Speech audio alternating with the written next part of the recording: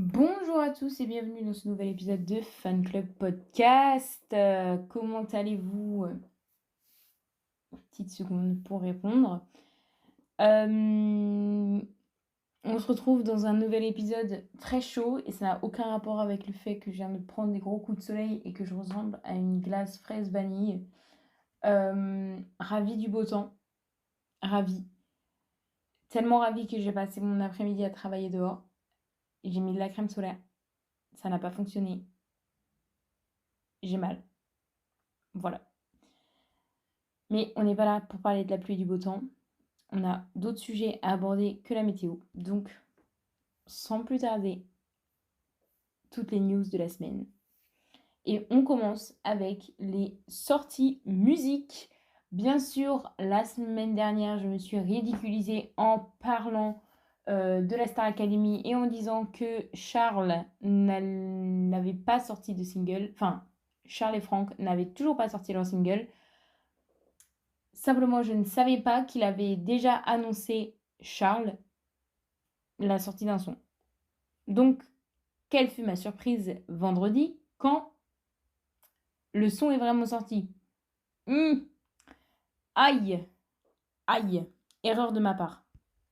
Toutefois, pas vraiment erreur de ma part quand même, parce que, effectivement, je n'avais pas tort, il n'y avait pas de single de prévu pour Charles et Franck, qui sont les demi-finalistes, alors que d'habitude, oui. Donc en fait, la musique qui est sortie ce vendredi, c'est pas un single de la Starac parce qu'il n'est pas dans l'album et il n'a pas été produit par. Enfin, il n'est pas distribué par Sony Music. Donc c'est en dehors du contrat de la Starac. En tout cas, bah, ravi qu'il ait pu trouver bah, un peu des gens pour produire sa musique et des distributeurs, un label. Mais bon, après, vous l'avez sans doute vu et remarqué si vous l'avez écouté. Personnellement, je ne l'avais pas remarqué parce que je ne suis pas du tout dans le game de la musique France. Mais en fait, c'est une reprise. Son titre s'appelle Je pars mais je reste et c'est une reprise de Philippe Campion qui serait apparemment un ancien de The Voice. Et bon, ça fait un peu débat apparemment qu'il ait fait une reprise. Je comprends parce que j'avoue que revenir avec une reprise, t'es un peu en mode bah nous on attend que tu nous montres ton univers. On t'a regardé pendant 6 mois chanter des reprises. Donc vas-y, sors tes propres sons. En même temps, pas vraiment surprise non plus de Charles, parce que pendant la Star Academy, il avait dit plusieurs fois que lui, il savait pas écrire. Genre, il avait du mal à écrire ses propres chansons. Donc en vrai, je suis pas vraiment choquée qu'il a choisi de faire une reprise. Surtout qu'il a expliqué pourquoi il avait choisi cette chanson et pourquoi il voulait la reprendre, etc. Donc ça a du sens. Mais je comprends la frustration de ne pas avoir de... Genre même si c'était pas lui qui l'avait écrit, peut-être qu'il aurait pu participer à l'écriture, ou en tout cas du concept de la chanson. Et du coup, je suis un peu dubitative. Mais bon, en tout cas, sa carrière est officiellement lancée, donc trop cool. Maintenant, Franck, on attend. J'attends de voir ce que Franck fait et j'ai aussi Ulysse que j'aimerais bien voir parce que quand même le petit il nous a saoulés avec sa musique là et sa guitare. Tout, tout, la Star Academy on n'arrivait pas à s'en débarrasser. Donc sors-nous quelque chose là pour avoir le cœur net si oui ou non tu méritais de rester si longtemps. Ça a l'air méchant mais en vrai voilà, ça l'est pas. Moi j'ai adoré Ulysse. Donc, enfin, jusqu'à un certain point. Mais j'aimerais savoir ce qu'il va faire. L'autre sortie de la semaine n'est pas sortie vendredi. Oh my god, elle est sortie jeudi. J'adore quand les artistes ils font des petites feintes et ils sortent pas leur musique un vendredi. D'ailleurs, est-ce que vous savez que ça, genre le fait que les musiques sortent le vendredi, c'est récent et c'est Beyoncé qui a commencé à faire ça. Parce que avant, c'était le mercredi. Parce que avant, quand on écoutait de la musique sur les CD, eh ben, les albums et les singles, ils sortaient le mercredi, comme ça, après, les vendeurs, les distributeurs, ils pouvaient faire leur stock avant le week-end, quand tout le monde allait les acheter. Voilà, petite anecdote. Mais Beyoncé, elle a un petit peu, genre, changer tout ça. D'ailleurs, en parlant de Beyoncé, elle a lancé sa tournée avec, pour Carter Cowboy. Et je crois que c'était hier, à l'heure où j'enregistre, mais du coup, début de cette semaine pour vous. Et elle a ramené Blue Ivy, encore une fois. Donc, Blue Ivy, c'est sa première fille qui était présente pendant sa dernière tournée Renaissance en tant que danseuse. Et elle a fait la même chose. Donc, Blue Ivy est encore dans la tournée, encore dans le show, mais elle a ramené sa deuxième fille qui s'appelle Rumi. Et du coup, je suis un peu en mode, est-ce que, genre, enfin, est-ce qu'elle va venir tout le temps? Perso, je pense pas. Je pense que c'était pour le premier concert parce que elle a pas dansé. Genre, je pense que c'était juste une petite apparition pour être en mode, waouh! Mais voilà.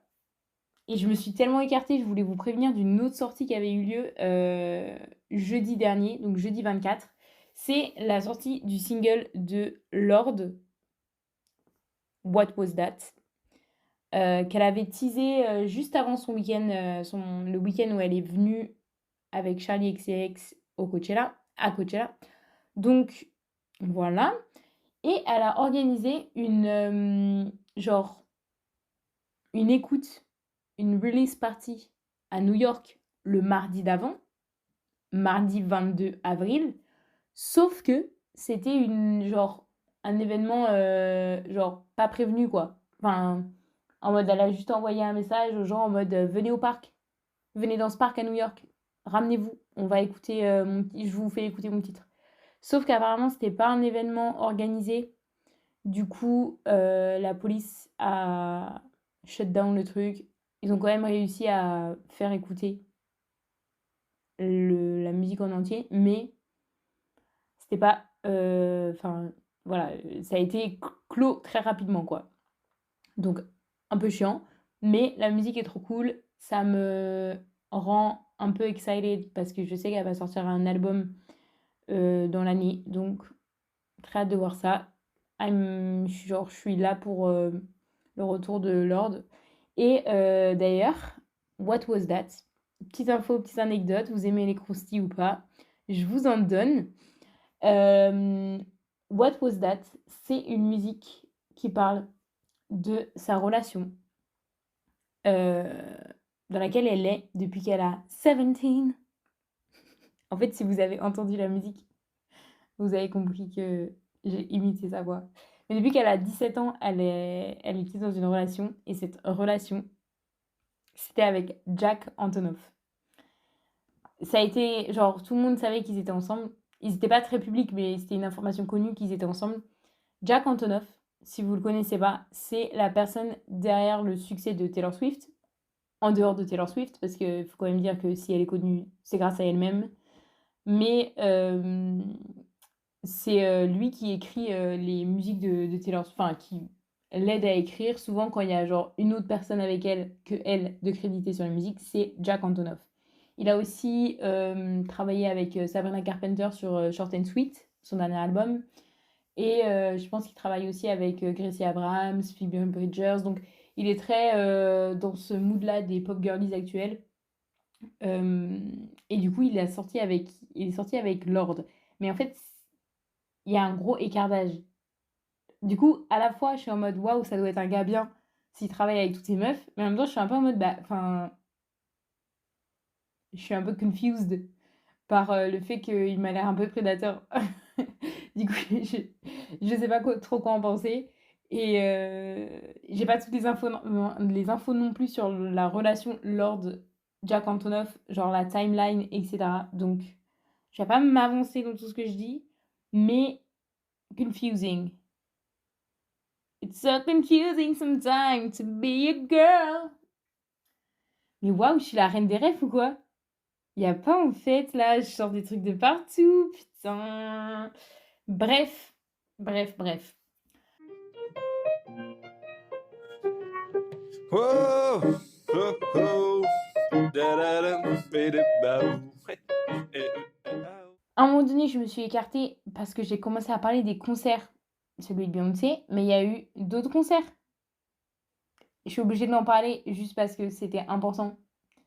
Et donc, je vais en parler, même si je l'attendais pas. Mais en même temps, si je l'attendais. le concert de Jul au Stade de France. Je l'attendais, mais en même temps, je l'attendais pas. C'est-à-dire que j'ai appris 2 jours avant qu'il y avait le Stade de France de Jul. Bon, après, quand il y a eu la mise en vente, j'en ai entendu parler parce qu'il faut vraiment être dans une grotte pour pas savoir que Jul a annoncé un Stade de France. Mais j'avais complètement oublié cette information. Et après, d'un coup, là, 2 jours avant, j'ai recommencé à voir cette info et j'étais en mode oh my god, panique, panique. Et du coup, j'ai pas tout vu, mais j'ai vu plein de trucs. Et ça m'avait l'air extraordinaire. Genre, pour moi, Jul, c'est vraiment Taylor Swift du rap français. Si vous n'êtes pas d'accord, dites-moi pourquoi. Et je vous dirai mes contre-arguments. Parce que pas du tout la même musique, mais des gens qui produisent des albums, ils les chient, genre tu sais pas comment ça se passe. On peut dire ce qu'on veut, mais les deux, ils savent très bien écrire. Jul, c'est sans doute le meilleur parolier rappeur de France. Et encore une fois, genre tous les deux, ils sont connus du grand public pour des musiques où justement leur parole n'a pas vraiment de sens. Mais dans leur discographie, de manière générale, ils écrivent très bien. Donc, voilà. Taylor Swift, connue pour Shake It Off, bon, c'est pas sa meilleure musique en termes de sens, en termes de cause, en termes de contenu. Jul, Wesh alors, Chiquita, bon, voilà. Moi, je pense que c'est un peu les mêmes. Et ils savent tous les deux bien faire le show. Donc, voilà. Et ils ont aussi un impact culturel hyper important dans leurs pays respectifs. Même si Taylor Swift, c'est un impact culturel en réalité mondial. Mais voilà, c'est seulement parce qu'elle parle anglais. Parce que sinon, Jul, si tout le monde parlait français, il aurait le même type de fame que Taylor Swift. Faut pas le croire. En tout cas, moi, je dis ça, je dis rien. Parce que Jul, je l'écoute pas. Je suis pas très rap. Mais en fait, si on commence à m'expliquer pourquoi Jul, c'est une star,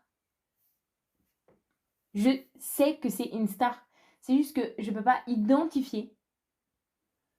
Genre, je ne suis pas attirée à son type de star. Vous voyez? Mais je sais que c'est une star. Du coup, tous ceux qui aiment pas Taylor Swift, je comprends pas pourquoi ils n'avaient pas cette attitude envers elle. Vous voyez ce que je veux dire ou pas? Parce que moi, je suis hyper respectful de Jul. Pourtant, je n'ai rien à carrer de ce qu'il fait. Donc ça, c'est un peu mon coup de gueule. Mais encore une fois, ça, c'est juste parce que les femmes, nous sommes habituées et conditionnés pour aimer les artistes, hommes et femmes, alors que les hommes, ils critiquent Taylor Swift, tout ça parce qu'ils ont été conditionnés pour seulement aimer les trucs de mecs. It's okay, I'm okay. You're gonna have him anyway. Il faut que j'arrête de balancer des refs en musique et m'emporter après. Tout ça pour dire que le concert de Jul, j'ai vu pas mal de passages, ça m'avait l'air vraiment bien. Mais aussi, j'ai vu un peu des gens qui étaient pas. Apparemment, il a fait un freestyle de 25 minutes et il n'y a pas tout le monde qui était ravi de ça parce que 25 minutes, c'est long. Et ça fait 25 minutes de freestyle où bah, tu connais pas la musique du coup parce qu'il est en train de freestyler, quoi. Le principe même du freestyle finalement. Donc, il y en a qui étaient un peu. J'ai vu, il y en a, ils étaient pas d'accord avec ça, genre pas content. Donc, bon, voilà. Sinon, niveau concert, je vais parler de ma vie perso parce que why not? Moi, je suis allée à un concert vendredi dernier à Nantes. Et en fait, c'était pas un vrai concert, c'était un ciné-concert. Je suis allée voir Whiplash. Les gars, première chose, si vous connaissez pas le film Whiplash, allez le voir. Genre, regardez-le. Il est génial. C'est un film de Damien Chazelle, donc celui qui a fait La La Land et celui qui a fait Babylone. J'adore les 3 films, mais mon top 1, c'est Whiplash. Également, Whiplash, c'est mon meilleur film de tous les temps. Genre, c'est vraiment mon top 1 film de tous les temps. Pourquoi? Je vais vous dire le pitch. En fait, c'est un film sur un étudiant musicien. Donc, il est en université. Et lui, il fait de la musique. Et il fait particulièrement de la batterie. De la batterie en jazz. Donc, il est dans une école, la meilleure école des États-Unis. et il essaye d'intégrer le meilleur genre orchestre de son école. Sauf que le chef d'orchestre de voilà, il est hyper dur. Genre le prof, c'est waouh, c'est il est très très dur. Et du coup, on le suit en train d'essayer de devenir le meilleur batteur qui peut être. Genre en train de apprendre et s'entraîner et voir toutes les difficultés qu'il peut avoir. Et en fait, c'est tellement bien filmé et c'est tellement bien joué. Vraiment, le chef d'orchestre, absolument incroyable. Je me souviens plus du nom de cet acteur, mais absolument incroyable. Le batteur, l'acteur, vous le connaissez, c'est Miles Teller. Il joue dans plein de films, notamment Divergente, notamment Top Gun. Attendez, je vais reprendre sa biographie là. Miles Teller. Top Gun Maverick, le dernier là, vous savez, c'est le nouveau. Ah, mais si! Récemment, il a joué dans The Gorge, j'avais oublié. Il joue dans Divergente, ça je l'ai dit. Donc voilà, donc je pense que vous voyez qui c'est maintenant. Et du coup, bah, pendant que j'y suis, je vais essayer de retrouver voilà le nom du gars qui joue le chef d'orchestre. Et il s'appelle J.K. Simons. Franchement, je n'ai jamais entendu son nom, ni d'Adam ni d'Ève, mais je suis en train de voir qu'il joue dans Spider-Man. Genre, Spider-Man 1 par Tobey Maguire. Ce Spider-Man-là. Donc voilà, sinon les autres, je connais pas les films. Bon, peut-être que vous les connaîtrez, donc j'en sais rien. Pardon, il joue dans Juno. Ah, attends, il joue dans La La Land aussi? Je suis confused là. Ok, en fait, apparemment, il joue dans tous les Spider-Man aussi. Donc, en fait, je suis juste hyper confused par tout ce que je viens de voir. Mais en tout cas, ce film est absolument extraordinaire. Et je l'ai vu en ciné-concert. Et en fait, c'était trop bien parce que du coup, le film, bah, il y a beaucoup de musique parce qu'il y a beaucoup de passages où il répète la batterie. Il y a beaucoup de répétitions. Donc en fait, c'est hyper impressionnant de voir en vrai. J'avoue qu'on a eu un peu un débat avec ma famille, parce que j'y suis allée avec eux, sur est-ce que ça vaut le coup ou pas. Parce que comme le, les musiques sont hyper impressionnantes dans le film de base, mais comme c'est cadré sur le film, t'as pas l'esprit créatif. L'orchestre est pas hyper divertissant, genre ils peuvent pas partir en impro ni quoi que ce soit parce que c'est hyper cadré et ils peuvent pas non plus être un peu amusants ou être un peu genre bouger etc parce qu'il faut pas détourner non plus l'attention qu'on a sur le film parce que le but c'est qu'on regarde le film aussi. Du coup on a eu un peu ce débat et ma famille était un peu en mode je sais pas si ça vaut le coup en fait parce qu'on est juste en train de voir le truc en live. Et en vrai, moi je trouve que si tu regardes que le film, t'es beaucoup plus, genre, dedans. Parce que t'as l'impression d'être dans la scène, vu que t'es à l'intérieur de jouer la musique. Vous voyez ou pas? Genre que t'es au cœur de l'orchestre parce qu'ils sont juste devant toi et t'es pas en train de regarder un film. Enfin, tu regardes le film, mais en même temps, le son, il vient de autour de toi, donc t'as l'impression d'être dans la pièce. J'ai dit 4 fois la même phrase, non? Vous avez compris comme ça. Si je l'ai répété plein de fois, vous avez forcément au moins compris une version de ce que je voulais dire. Donc ça va. Donc moi j'ai trouvé ça trop bien. Et du coup ma petite technique c'est que moi je regardais que le film et j'écoutais seulement. Donc bien sûr des fois je regardais un petit peu, surtout au début je regardais un petit peu comment il faisait, comment il jouait et tout parce que c'est quand même intéressant à voir. Mais j'ai quand même plutôt regardé le film, sauf à la dernière scène. Je veux pas non plus spoiler pour ceux qui l'ont pas vu, mais il y a une dernière scène qui est assez impressionnante et super bien filmée. En fait c'est la raison pour laquelle c'est mon film préféré, cette dernière scène. J'ai pleuré. J'étais en état de choc parce que c'est une scène hyper impressionnante au niveau musique, déjà parce qu'elle est bien filmée, mais aussi parce que c'est réellement dur. Donc de le voir en vrai, j'étais complètement choquée, je ne savais pas où regarder. Genre si je devais, genre mes yeux ils étaient en train de, genre vous voyez, bugger là entre la vraie vie et les vraies personnes qui étaient en train de jouer devant moi et le film. Donc c'était la panique. J'ai pleuré. mon cœur, il a fait un arrêt cardiaque. J'ai mis toute la soirée pour m'en remettre. Voilà. Donc, si avec ça, vous n'avez pas trop envie de regarder Whiplash, bah, sortez de ce podcast. Je rigole, j'ai besoin des auditeurs, donc continuez à écouter, s'il vous plaît. Voilà, donc ça, c'est un peu tout niveau musique. Donc maintenant, j'ai quelques petites annonces à faire niveau sport. Oh, oh, oh. Da-da-dum, ba-da-ba-oo. D'abord, on a eu plein d'annonces sur des documentaires sportifs Netflix, et vous savez ma passion pour ces documentaires. Quand je dis plein, je veux dire 2. Et quand je veux dire plein, je veux dire 2 annonces sur un seul sport aussi.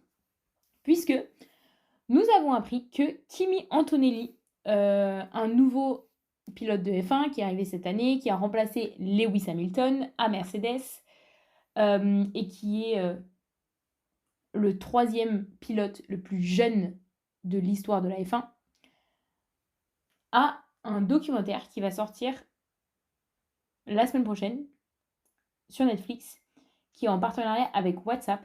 Et en fait, c'est trop excellent que ce soit produit par WhatsApp et Netflix, parce que ça raconte comment il y a eu les négociations pour qu'ils prennent la place de Lewis. Parce que du coup, Lewis Hamilton, il a signé avec Ferrari, vous savez le petit truc si vous avez déjà écouté mon podcast dessus. Mais une fois que Lewis était acté, il y a eu plein de conversations de par qui on le remplace. Il avait plein de choix.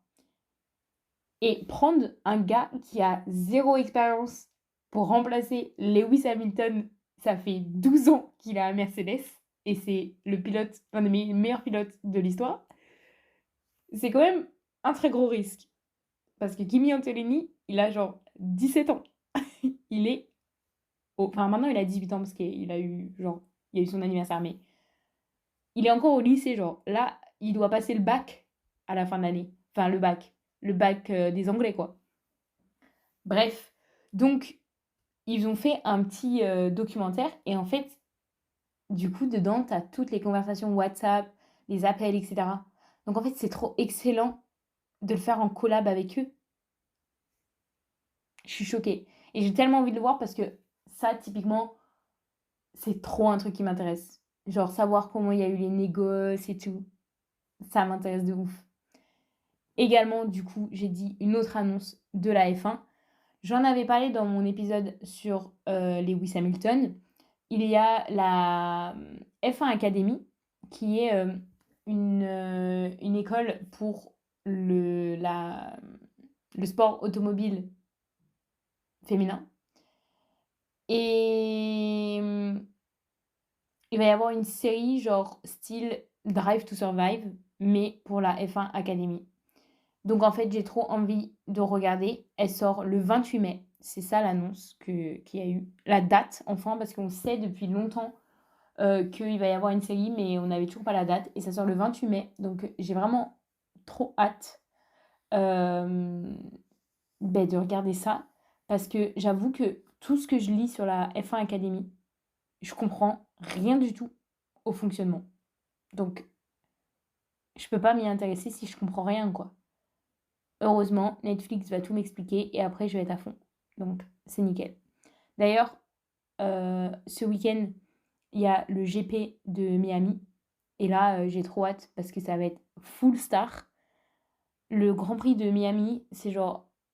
Vous voyez, nous, quand il y a le Grand Prix de Monaco, il y a tous les influenceurs là qui sont invités à Monaco. Grand Prix de Miami, il y a toutes les célébrités du monde entier qui viennent. Je, je vous jure, mon épisode de la semaine prochaine, si vous croyez que je vais pas en parler de qui est-ce qu'on a vu à Miami, parce que là, voilà. J'ai trop hâte. En plus, ce week-end, il est hyper chargé parce qu'il y a une course, il y a aussi un sprint. Donc c'est une mini-course qui est faite le samedi. Et il y a aussi la F1 Academy qui a leur course le même jour, qui a une course, enfin le même week-end, donc samedi. Donc il va y avoir 3 courses dans le même week-end. Donc ça va être rempli. Et il y a un décalage horaire de bâtard, donc ça va être chaud de regarder, mais on va y arriver quand même. Voilà. Il y a eu une autre annonce. Ah non, il n'y a pas eu une autre annonce documentaire, mais je vous avais parlé du documentaire sur Carlos Alcaraz. Et je l'ai regardé. franchement, intéressant. Pas mal. J'ai trouvé que c'était pas non plus trop dans les détails. Après, c'est toujours intéressant de voir comment ça s'est passé dans les coulisses. Le truc, c'est que au tennis, parce qu'il y a plein de gens à suivre, tu peux pas vraiment suivre une personne en particulier et donc savoir genre quand est-ce qu'elle est blessée, quand est-ce que genre tu te rends pas forcément compte des fois où en fait elle décide de pas participer à un tournoi parce qu'il y a ci, il y a ça, il y a ça. Et, euh, et du coup, le fait d'avoir des documentaires comme ça, en vrai, c'est intéressant parce que tu as beaucoup plus de contexte de pourquoi il a perdu, pourquoi il a gagné. Et du coup, c'est cool. Après, c'est pas mon préféré. Genre, j'ai vraiment trouvé que c'était un peu light niveau contenu. Il y a quand même une bonne morale parce que, genre, en gros, pour vous donner un peu le pitch du documentaire, c'est 3 épisodes de 45 minutes et en fait, c'est lui qui débat si il doit faire des sacrifices à tout prix pour le tennis ou si il peut continuer à vivre comme un jeune normal de 22 ans, quoi. Et en fait, dedans, il explique vachement que lui, il a beaucoup besoin de se sentir bien dans sa vie pour faire du bon tennis. Du coup, c'est intéressant parce que je pense qu'on a vachement l'idée que pour être un sportif de haut niveau, il faut faire que des sacrifices et il faut t'entraîner euh, genre 50 heures par jour. Et du coup, je trouve ça cool que, tu vois, lui, son but, c'est un peu de montrer que tu peux être l'un des meilleurs du monde sans être complètement, genre, pour la win, quoi. Et ça, je trouve ça trop bien. C'est un peu le même truc que ce qui se passe en Formule 1 avec Lando Norris. Ça, je trouve ça assez cool. Mais c'est vrai que c'était quand même assez light. Également, on a appris qu'il était blessé. Du coup, il n'a pas pu faire le tournoi de Madrid. Et un peu peur parce que ça se trouve qu'il va pas pouvoir s'entraîner avant Roland Garros qui est dans 3 semaines. Donc voilà quoi. C'est un peu chaud là, mais ça va le faire. Ça va le faire. Sachant que Sinner, il va bientôt revenir de la partie. Ça nous annonce un bon Roland Garros. Mais en même temps, peut-être ça va être de la merde. On sait pas. J'ai très hâte. Sinon, quelques autres news sport quand même. C'est que Roman Dico, notre judokate préféré, a été sacré pour la 5e fois de sa vie championne d'Europe. Bravo Roman, on t'embrasse.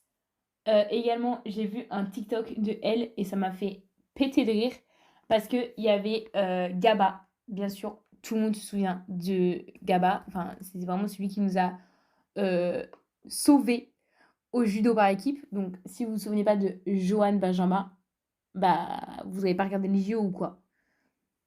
Il était aussi au championnat d'Europe. Et en fait, il a genre décousu son dossard sur son kimono bleu. Et il se trouve que Roman Dico, elle fait de la couture. Du coup, il y a la fédération qui l'a appelée et qui a dit meuf, tu peux, genre, t'as ramené ta coudeuse là, ta machine à coudre. Et elle a dit oui. Est-ce que tu peux aller recoudre le dossard de Johan Benjamin? La meuf, elle est retournée à son hôtel, elle a encore recousu son dossard, elle l'a ramené pile à temps pour que lui, il ait besoin de son kimono bleu. Je vous jure que ça, c'est le genre d'anecdote, ça me fait pouffer de rire. Voilà. L'autre nouvelle, c'est bien sûr que la France n'a pas gagné les 3 tournois destination. Je suis trop triste. Mais franchement, le match contre l'Angleterre était dingue.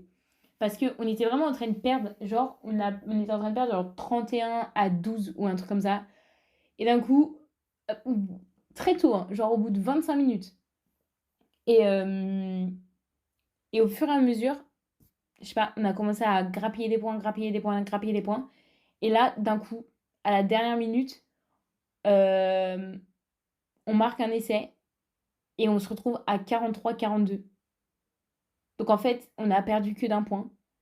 Et c'est hyper rageant de perdre un point contre les Anglais, parce qu'en fait, ça, c'est trop un truc d'anglais. Ils m'énervent tous là, le rugbyman anglais, avoir tout le temps gagné de un point. Genre, ah, ça m'énerve. Mais je trouve que quand même, on a fait un très gros tournoi. Donc en vrai, c'est bon présage parce que je crois que c'est l'année prochaine qu'il va y avoir la Coupe du Monde chez les féminines. Donc trop hâte en vrai. Voilà, c'est tout ce que j'ai à dire. Whoa, oh, oh, da-da-dum, bidi-bow. Hey, eh, oh. Sinon, aussi nouvelle sport, c'est que ce week-end, j'avais prévenu, je suis allée voir le national de twirling. Et j'étais super ravie de y aller. C'était trop cool. J'ai également été touchée par quelques prestations. Donc, j'en suis vraiment ravie. Mes préférés, je vais vous les dire parce que je sais que personne ne connaît le twirling. Et si vous voulez aller regarder, je vais au moins vous conseiller d'aller voir mes préférés. Personnellement, mes préférés, c'est Julie Sandrama, qui est quelqu'un du club où j'étais, que je connais. Peut-être qu'elle écoute ce podcast, on ne sait pas. Si tu écoutes Julie, bonjour, des bisous à toi. Julie, je l'adore parce que, en fait, on est un petit club et on n'a jamais eu de personne qui est allée jusqu'au plus haut niveau, ou en tout cas, ça fait très longtemps. Euh, et on a eu toujours des bons résultats. Enfin, on a eu beaucoup de personnes qui faisaient des bons résultats dans des catégories qui sont quand même assez hautes.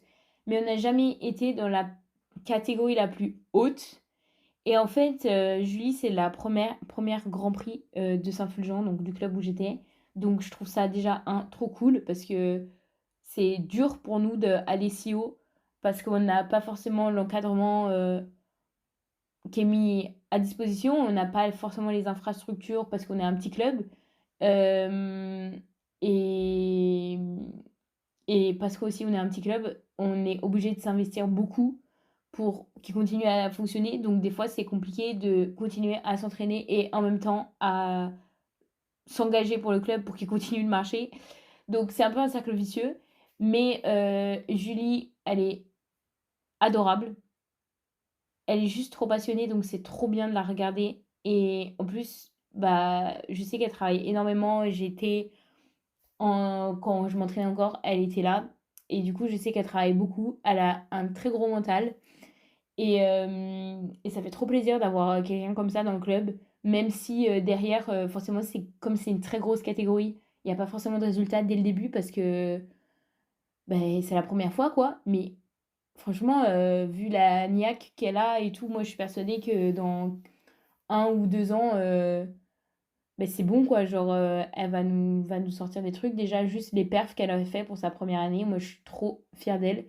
Donc voilà, un peu un craquage ce week-end, mais moi je m'en fous parce que j'ai quand même trouvé qu'elle était hyper belle. Donc en vrai, ça compte pas. Moi je trouve que c'était trop cool. Donc voilà. Deuxième personne que je recommande, c'est Cléa Dupin. Et je pense que c'est tout sur les personnes que je vais recommander. Pourquoi je recommande Cléa? Tout simplement parce que moi, depuis que... Enfin, vraiment, ça c'est vrai de vrai. Quand je faisais du twirling, pour moi, ça a toujours été la meilleure. Et c'est simplement parce que dans son club, ils savent très bien monter les chorés. Et toujours, c'est hyper original. Toujours, il y a de la joie de vivre. Toujours, je suis choquée par ce qui se passe. Alors que, en fait, le montage chorégraphique est hyper important dans le twirling.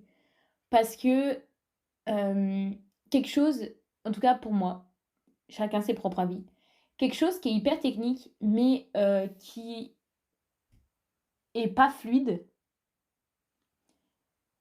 ça fait pas du tout spectaculaire. Et ce que je pense qui est très bien fait dans les chorégraphies de Cléa Dupin, c'est le fait que tout est tout le temps en mouvement. Donc en fait, c'est tout le temps hyper impressionnant, genre ça s'arrête jamais. qu'elle fasse des mouvements techniques ou non. En fait, c'est genre juste tout est chorégraphié, donc c'est super beau et beaucoup plus impressionnant. Et aussi, je la connais pas du tout. Genre, je pense, je la connais pas du tout. Mais tous les échos que j'ai eu d'elle, elle m'a l'air trop sympa, hyper genre terre à terre, alors que la meuf, ça fait, enfin, elle est championne de France tous les 4 matins, donc, enfin voilà quoi. Donc en vrai, moi je l'adore. Si vous voulez aller voir, allez la voir. Bien sûr qu'il y a plein d'autres gens qui sont très forts. Euh, Seulement, c'est peut-être aussi des gens de FFSTB. Alors que moi, je suis une FSCF girly. Vu que au twirling, il y a plusieurs fédérations. Et la fédération officielle qui est la FFSTB, euh, moi je la suis moins. Donc en fait, je connais moins les gens.